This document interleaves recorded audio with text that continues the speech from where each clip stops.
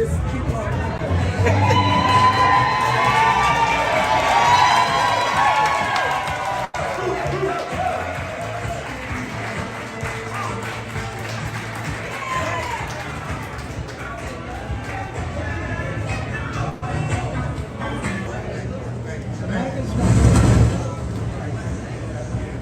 All right.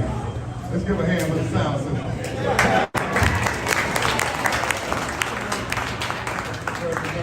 I'd like to thank you all for coming out for this roundtable forum that we're getting ready to have. I'd like to thank Sister Abrams for coming out as always. She's more than welcome to live outside of town. Let's give her another hand for coming out. Elected officials, present, and former.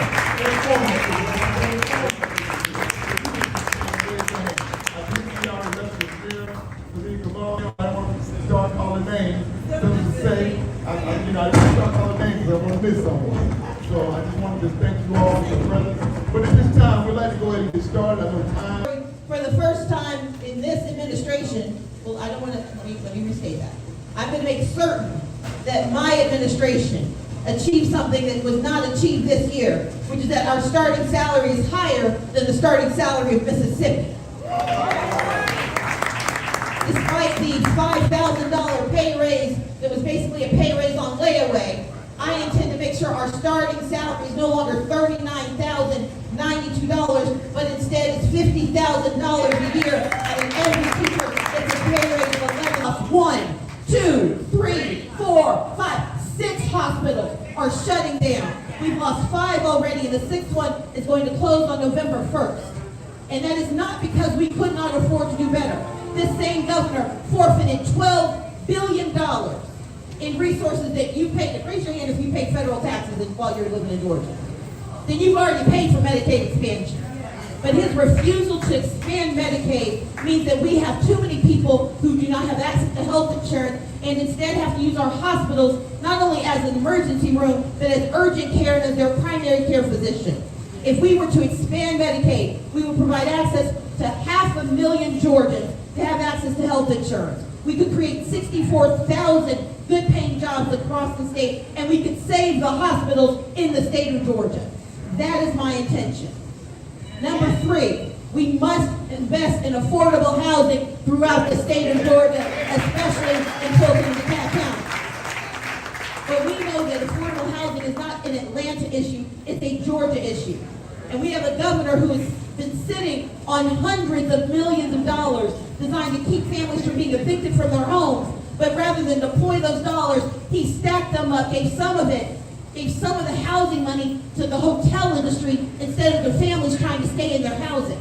Instead, we have a proliferation of corporations buying up our apartment buildings, jacking up the rates, reducing the quality, and forcing people onto the streets. He, instead of solving that problem, has made millions in real estate. Now, I'm not going to connect the dots, but you can do what you want.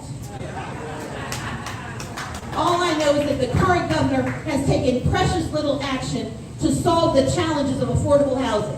And that is inventory, affordability, gentrification, and homelessness. We need a governor who actually can tell you what's wrong and tell you how we can make it right. And I intend to be that governor in the state of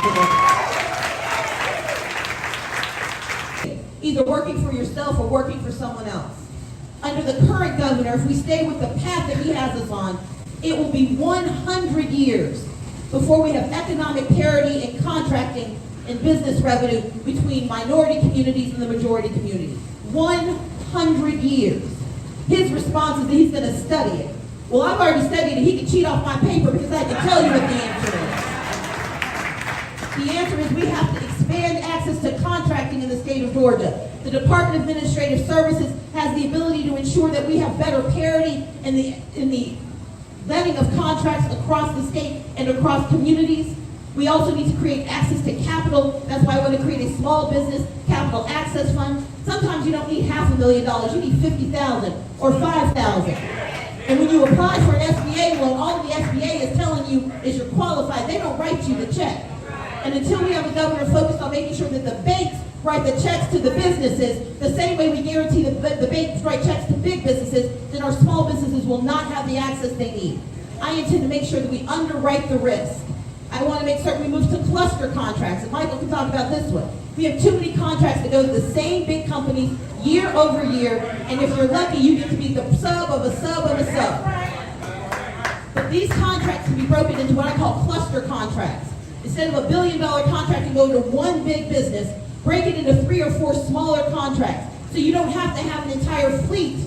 You just have to have a few pieces of equipment. You don't have to have the cash flow of a mega corporation. You have to have the cash flow of a growing corporation. And if we break...